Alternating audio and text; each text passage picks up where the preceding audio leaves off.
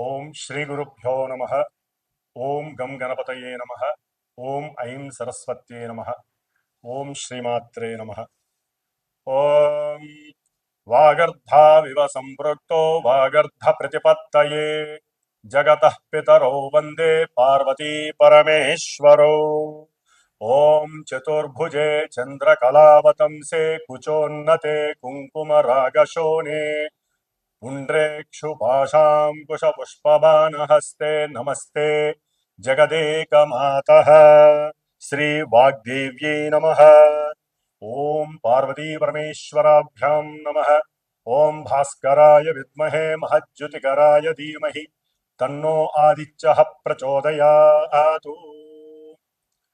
నిత్యము కూడా సనాతన ధర్మాన్ని ఆచరిస్తూ ఈ యొక్క భరతఖండంలో జన్మించినటువంటి సమస్త మానవులంతా కూడా ఈ యొక్క ఛానల్స్ ద్వారా అంటే భక్తిని ప్రేరేపించేటటువంటి మన యొక్క శాస్త్రధర్మంలో ఉన్నటువంటి నవగ్రహ జ్యోతిష్యాన్ని మరి అత్యంత తెలివిగా ప్రదర్శిస్తున్నటువంటి ఈ యొక్క ఛానల్స్ ద్వారా ఎన్నో కోట్ల మంది ఖండాంతరాల్లో ఉండి కూడా ఈ యొక్క జ్యోతిష్య పరిజ్ఞానాన్ని వింటూ ఆస్వాదిస్తూ వారికి కలిగేటటువంటి ఇబ్బందికరమైనటువంటి పరిస్థితుల్ని ముందుగా తెలుసుకొని వాటిల్ని చక్కబెట్టుకొని, ఎందుకంటే ఈ యొక్క గ్రహాలు మొత్తం కూడా మన యొక్క మనసు మీద ప్రభావితం చేస్తాయి కాబట్టి వాటి యొక్క చారలు ఏ విధంగా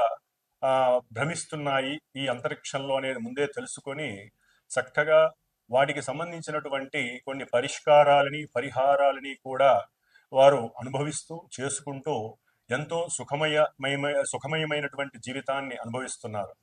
కాబట్టి ఇప్పుడు ముఖ్యంగా మనకి ఈ సంవత్సరం మార్చి 30వ తేదీ 2025వ సంవత్సరమున ఉగాది అనగా యుగాది అంటే క్రోధినామ సంవత్సరాన్ని వదిలివేసి తరువాత వచ్చేటటువంటి శ్రీ విశ్వావసు నామ సంవత్సరం. మరి ఈ సంవత్సరంలో ద్వాదశ రాశుల వారికి ఏ విధమైనటువంటి ఫలితాలు ఉంటాయి? ముఖ్యంగా ఈ విశ్వావసు నామ సంవత్సరానికి అధిష్టాన దేవుడు వైశ్వానరుడు అనేటటువంటి అగ్ని భగవానుడు. అంటే మనకి అగ్ని ద్వారా ఈ భూలోకంలో సమస్త మానవాళికి మంచి చెడు రెండింటికి ఉపయోగించేది అగ్నిదేవుడు. ఆ అగ్ని కిరణాల వలన మనకి ఎన్నో రకాలైనటువంటి చక్కగా ఉపయోగాలు ఉన్నాయి, ఇబ్బందులు ఉన్నాయి.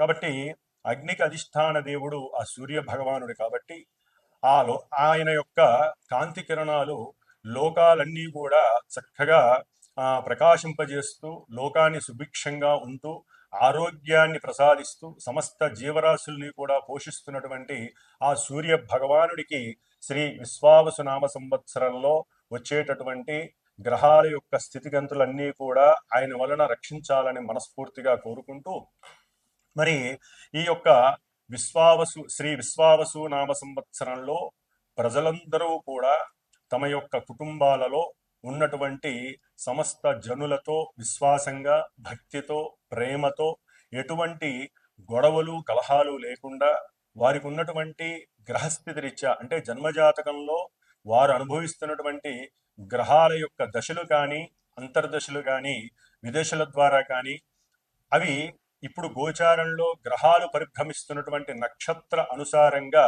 అవి తమ యొక్క ప్రభావాన్ని చూపుతాయి. కాబట్టి అవి ఏ విధంగా ప్రభావితం చూపిస్తాయో ముందుగా తెలుసుకొని దాని ద్వారా అందరూ కూడా సుభిక్షంగా చక్కగా ఉండాలనే ఉద్దేశంతో మరి ఉగాది నామ సంవత్సరంలో ముఖ్యంగా మనకి పంచాంగ శ్రవణం అని ఉంటుంది. మరి ఈ పంచాంగ శ్రవణం ద్వారా అందరూ కూడా ప్రతినిత్యము పంచాంగాన్ని చూడటం అలవాటు చేసుకోవాలి. ఎందుకంటే పంచాంగము అంటే పంచభూతాల చేతిలో వాటి యొక్క అధీనంలో ఉండేటటువంటి మన యొక్క పంచేంద్రియాలను చక్కగా వృద్ధి చేసి, అంటే బుద్ధిని జ్ఞానాన్ని వృద్ధి చేసే విధంగా ఈ పంచాంగం మనకి తోడ్పడుతుంది. నిత్యము మానవాళికి ఉపయోగపడేటటువంటి ఎన్నో రకాలైనటువంటి శుభ ప్రయాణాలు కావచ్చు, శుభ కార్యాలను కావచ్చు ఈ తిథి వార నక్షత్ర యోగ కరణాల ద్వారా తెలుసుకోవడం అనేటటువంటిది చాలా ముఖ్యమైనటువంటి విధి విశేషం. మరి ఈ ఈ యొక్క పంచాంగం ద్వారా మానవారికి తిథేశ్చ శ్రియమాప్నోతి అనగా తిథిని తెలుసుకోవటం ద్వారా చక్కగా లక్ష్మీ అనుగ్రహం కలుగుతుంది. అట్లాగే వారాత్ ఆయుష్వర్ధనం, ఈ రోజు ఏ వారము అని తెలుసుకోవడం ద్వారా ఆయువు పెరుగుతుంది అని అర్థము. అట్లాగే నక్షత్రాత్ హరతే పాపం, నక్షత్రాన్ని ఈ తెలుసుకోవటం ద్వారా మనం చేసుకున్నటువంటి ఇంతకు ముందు రోజు వరకు ఉన్నటువంటి పాపాలన్నీ కూడా హరించేటటువంటి పరిస్థితి నక్షత్రం ద్వారా తెలుస్తుంది. యోగా రోగనాశనం, అంటే యోగాలు మనకి 27 యోగాలు ఉంటాయి. నక్షత్రాలు 27 అట్లాగో యోగాలు కూడా 27 ఉంటాయి. నక్షత్రానికి యోగానికి లింక్ అయి ఉంటుంది కాబట్టి ఆ యోగం ద్వారా మనలో ఉన్నటువంటి సమస్త రోగాలు కూడా పటాపంచలైపోయి సంపూర్ణ ఆరోగ్యవంతులం అవుతాము. అట్లాగే చివరిగా మరి కరణాత్ కార్యసిద్ధిస్తూ, మనకి మొత్తం మీద 11 కరణాలు ఉంటాయి. మరి ఈ కరణాలను తెలుసుకోవడం ద్వారా ఈ రోజు ఏ కరణం మంచిదా చెడుదా అని తెలుసుకోవడం ద్వారా సమస్త కార్యాలు ఆ రోజున ఫలప్రాప్తి ఫలసిద్ధి కలుగుతుంది. ఈ విధంగా పంచాంగ శ్రవణం వినడం ద్వారా, ఒకప్పుడు ఉగాది రోజున చెప్పేటటువంటి పంచాంగ శ్రవణం అంటే రాసులే కాదు, ఈ యొక్క ఉగాది రోజున పంచాంగ శ్రవణం ద్వారా మరి ఈ సంవత్సరంలో ఏ విధంగా వర్షాలు పడతాయి, అట్లాగే మనదంతా కూడా సస్యశ్యామలమైనటువంటి పంట పొలాలు, అట్లాగే వ్యవసాయ ఆధారిత భూప్రదేశంలో మనం ఉన్నాం కాబట్టి వ్యవసాయం ఏ విధంగా ఉంటుంది ఇవన్నీ కూడా చక్కగా తెలియజేసేవాళ్ళు రాజాది నవనాయకులు. అంటే మనకి ఈ సంవత్సరం అంతా కూడా ఎవరు రాజు, ఎవరు మంత్రి, ఎవరు సైన్యాధిపతి, అర్ఘ్యాధిపతి ఇవన్నీ కూడా తెలియజేసేటటువంటి రోజు. మరి ఈ విశ్వావసు నామ సంవత్సరంలో ముఖ్యంగా ఆదివారం అవటం ద్వారా, ఆదివారానికి గ్రహరాజు అయినటువంటి రవి రాజు కాబట్టి రాజుగా ఆయనకే పోర్ట్ఫోలియో వచ్చింది. రాజుగారికి ఈసారి 4 రకాలైనటువంటి పోర్ట్ఫోలియోస్ ఇచ్చి ఉన్నారు ఆ అంతరిక్షం. అది ముఖ్యంగా రాజుగారు ఆయనే, సైన్యాధిపతి మరి దేశాలని ప్రపంచాలని కాపాడేటటువంటి ఆ ఆధిపత్యం కూడా రాజుగారైనటువంటి రవికే ఇచ్చారు. అర్ఘ్యాధిపతి మేఘాధిపతి, వర్షాలు ఏ విధంగా పడతాయి అనేటటువంటిది, అట్లాగే అర్ఘ్యాధిపతి ఏ విధమైనటువంటి పంటలు పండేటటువంటి అవకాశం, ఇవన్నీ కూడా రాజుగారైనటువంటి రవికి ఇచ్చి ఉన్నారు. అట్లాగే మంత్రిగా సౌమ్యుడైనటువంటి ఎటువంటి దోషము లేనటువంటి చంద్రుడికి ఇచ్చి ఉన్నారు కాబట్టి చాలా వరకు చక్కటి సలహాల ద్వారా రాజుగారు పరిపాలించేటటువంటి పరిస్థితి కలుగుతుంది. ముఖ్యంగా రసాధిపతి శనియే ఉన్నాడు, సస్యాధిపతి గురుడే ఉన్నాడు, నీరసాధిపతి బుధుడు, అట్లాగే ధాన్యాధిపతి కుజుడే ఉన్నాడు కాబట్టి ఎర్రని పంట పొలాల ద్వారా మనకి చక్కటి ధాన్యాలు లభిస్తాయి. కాకపోతే రాజుగారు కొన్నిటికి ఉండటం వలన కొన్ని రేట్లు పెరిగేటటువంటి ధరలు పెరిగే అవకాశాలు కూడా ఉంటాయి. ఈ విధంగా మరి ఈ విశ్వావసునామ సంవత్సరంలో మనకి ఎన్నో విధాలుగా ఉపయోగాలు ఉన్నాయి, ఇబ్బందులు ఉన్నాయి. మరి ముఖ్యంగా ఈ విశ్వావసునామ సంవత్సరంలో ద్వాదశ రాసుల వారందరికీ కూడా ముఖ్యంగా 4 గ్రహాల చేత పరిపాలింపబడుతూ ఉంటారు.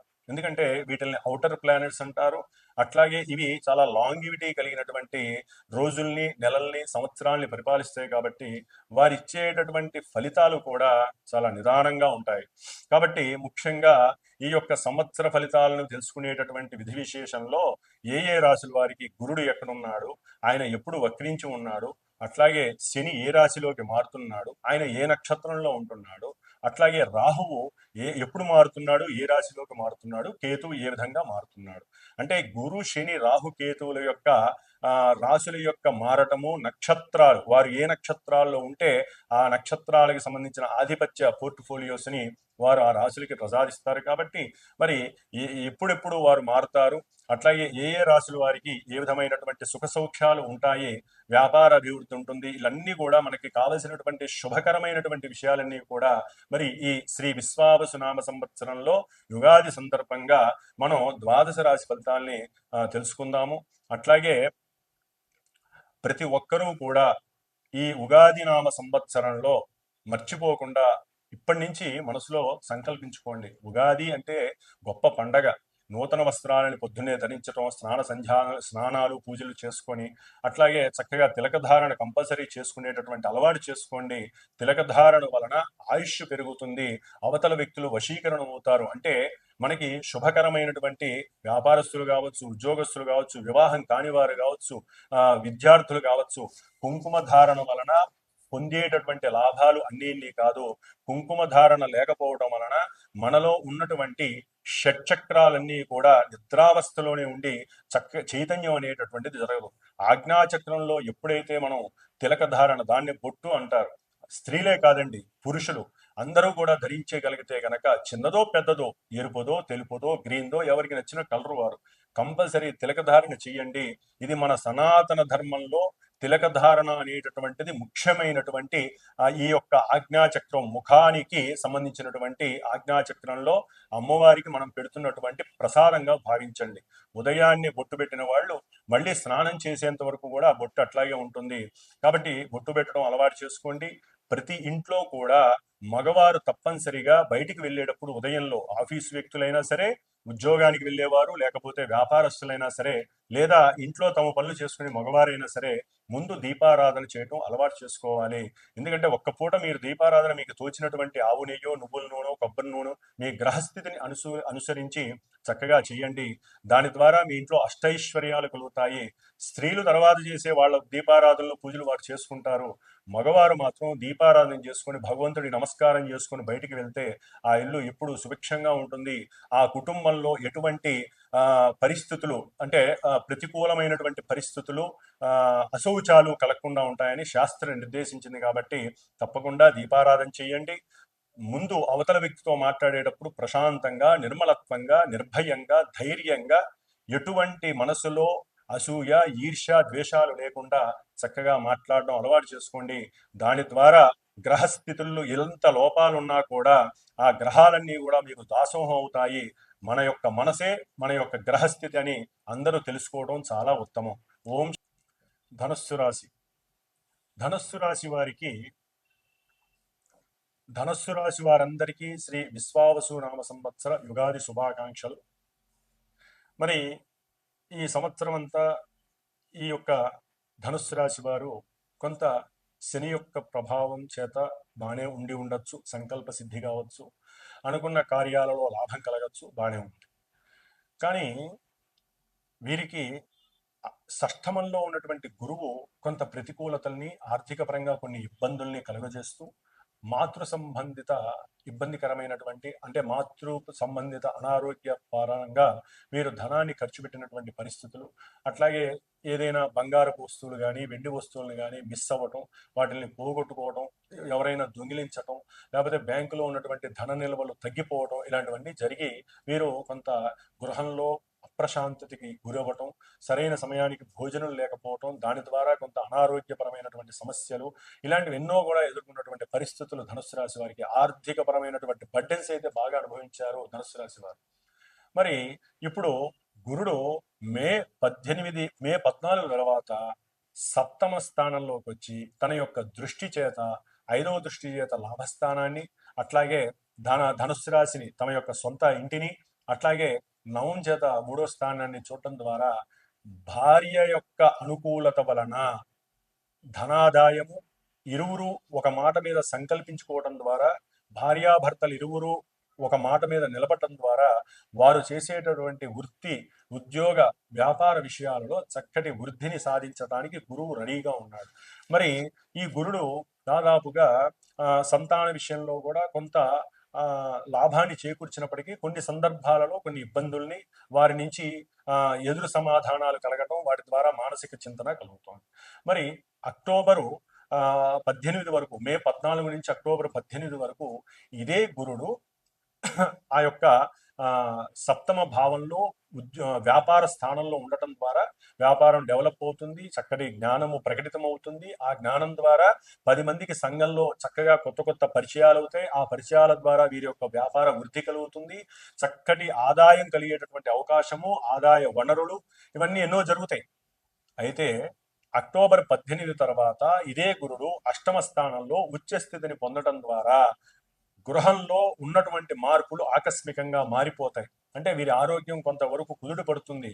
అట్లాగే అష్టమంలోకి రావటం వల్ల తల్లి యొక్క ఆరోగ్య విషయంలో కొన్ని మార్పులు కంబషన్ అంటే కొన్ని క్లమ్జీగా ఉంటాయి, ఇబ్బంది పెట్టేటటువంటి పరిస్థితులుగా ఉంటాయి. ఆకస్మికంగా వీళ్ళకి గృహయోగం కలిగే అవకాశం కూడా ఉంటుంది. గృహ నిర్మాణం చేపట్టచ్చు. ఎందుకంటే అష్టమం ఆయుష్ స్థానం గొప్పది కాబట్టి ఆయుష్ పెరగడానికి అవకాశం గురుడు ఇస్తున్నాడు.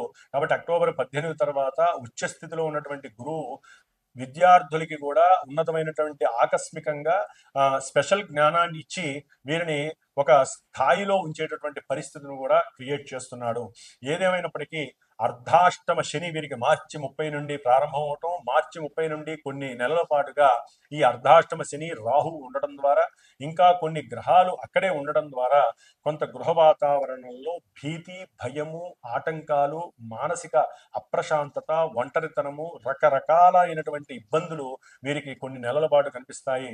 అర్ధాష్టమ శని 2.5 సంవత్సరాలు ఉంటుంది కాబట్టి గృహం పరంగా వీరికి ఎప్పుడూ అప్రశాంతతే, సరైన సమయానికి తిండి ఉండదు, తిన్నా కూడా వీరికి ఇబ్బందులే. ముఖ్యంగా నూనెకి సంబంధించినటువంటి తిండి విషయంలో కొంచెం జాగ్రత్త వహించండి. శనివారి నియమాలు పాటించండి. అట్లాగే అర్ధాష్టమ శని దోష పరిహారార్థమై వీరు హనుమంతుడిని ప్రార్థన చేయండి. లేదా ఈ యొక్క హనుమంతుడి వారితో పాటుగా సుందరాకాండ పారాయణ చేయటం, హనుమంతుడి యొక్క మంజు సూక్త హోమాన్ని, మంజు సూక్త పారాయణని చక్కగా అవలంబించే బ్రాహ్మణ చేత చేయించండి. తర్వాత మే 18 తర్వాత రాహువు 3వ స్థానంలోకి వచ్చినప్పుడు వీరికి సంకల్ప సిద్ధి కలుగుతుంది. చక్కటి విజయ సాధన, మనోధైర్యము, ధైర్య సాహసాలు కలుగుతాయి. కాబట్టి అర్ధాష్టమ శని ప్రాబల్యంగా ఉంటుంది కాబట్టి ధనుస్సు రాశి వారికి, వీరు విద్యార్థులు మాత్రం కొంచెం మానసిక ఏకాగ్రత శక్తిని కోల్పోతారు. కాబట్టి మీరు కాస్త చక్కగా పెద్దవాళ్ళని గౌరవించండి. అట్లాగే శనికి సంబంధించినటువంటి స్తోత్రాలు ఏదైనా పారాయణ చేసుకుంటూ హనుమంతుడి చుట్టూ తిరుగుతూ ఉండండి. చక్కగా ఆయనే మీ యొక్క విద్యని అభివృద్ధి చేస్తాడు. ఈ విధంగా ధనుస్సు రాశి వారికి శని యొక్క ప్రాబల్యం వలన కొన్ని ఇబ్బందులు అయితే తప్పవు. ఓం శ్రీమాత్రే నమః.